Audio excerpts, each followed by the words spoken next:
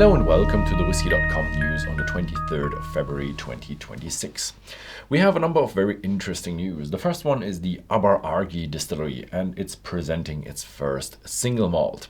It's wholly from their own farm, and the barley, it's all done from the field to the not fork but the bottle, and it's a combination of bourbon sherry cask, not chill filtered, not colored, and will be available in March internationally, hopefully all around the world. I don't know how far they can sell. Next up is something strange.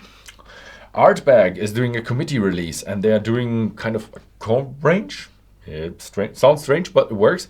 They're doing the 10-year-old, but actually in cask strength.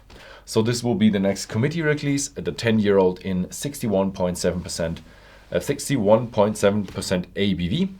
What I found really strange is usually you get a special release then for the Ardbeg Day for everyone, and usually the committee release is cask strength or high strength, and the other one is normal strength. So what are we getting for this Ardbeg Day? A normal strength 10-year-old? That would be a bit boring. So if you have any idea what they're going to do, write it down in the comments below. My guess will be high strength, not cask strength, but high strength version. I don't know. So next up is the Dalmore 17 years. It's a new core range in the range of Dalmore. It's a 5-year-old finish. Kind of strange to call it then a finish, in 3 different kind of sherry casks, 42% ABV, and available at Whisky.com in the Netherlands and Belgium. I'm not quite sure about US. Then we have the Luss Distillery. They are officially opening their visitor center. I've heard that they opened last year or something. And the Luss Distillery is the new face of the Loch Lomond group, and it's in the historic town of Luss, and will be representing Loch Lomond as well. Then we have news from Isle of Islay. Laphroaig and Bowmore is actually mixing their team or joining their team. They both belong to Beam Suntory, but now the production, all the staff can switch between the factories, and I think it's more about flexibility and about when somebody's ill, then you have a bigger pool of like people who can jump in. Or I don't know, somewhere around there. So they're joining teams. Glenfiddich is bringing out a new design. The core range getting a more modern look. It's more modern type, and also the label will be more sleek and more it will look better, and the new design will come in April 2026. So we can be a bit excited about that, or hopefully it will not be one of these really bad designs. Next up, we have the Dragonjuice from the Isle of Mull. It's the Dragonjuice Highland Peated Batch number 2, 50.2% ABV, matured in Ruby Port Cask PX Oloroso Sherry Red Wine Cask, and it will be available soon. Unfortunately, Dragonjuice is not a distillery. That's an independent bottler who calls it Dragonjuice, but he says it's a single malt from Mull. So sounds pretty cool. There are not many distilleries in Mull, so we can really guess what's in there. Then we have news from English whiskey. England.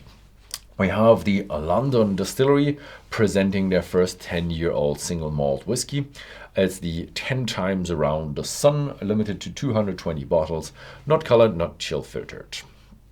Then we have Ireland, Irish whiskey. Redbreast is presenting Moscatel Wine Cask Edition, their 5th of their Iberian series, with Moscatel Wine Cask 46% ABV, and available soon at Whisky.de and Whisky.com. Then we have the proper number 12 is launching their Black Reserve.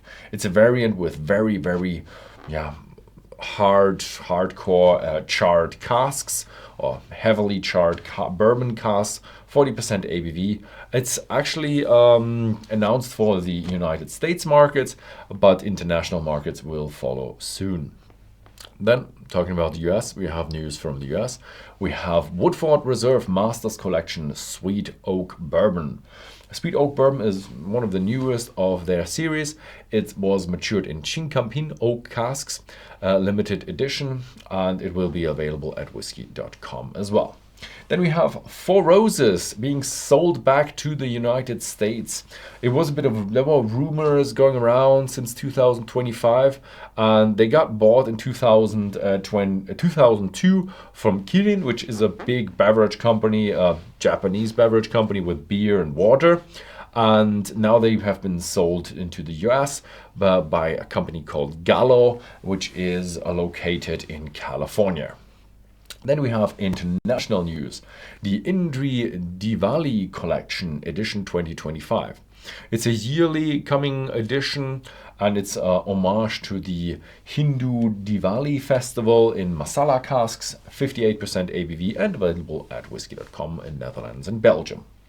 Then we have Diageo and Ontario. They found they actually negotiated and found a solution with this closing of the bottling plant in Ontario.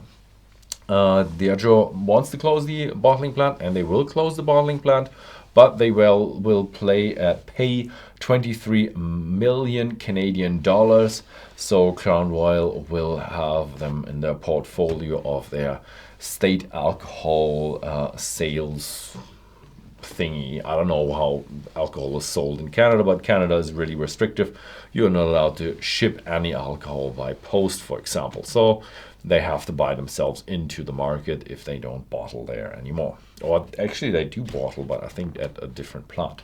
Yeah. Then we have the Whisky.com live tasting. We have the Speyburn on Friday the 13th of March at 8 p.m.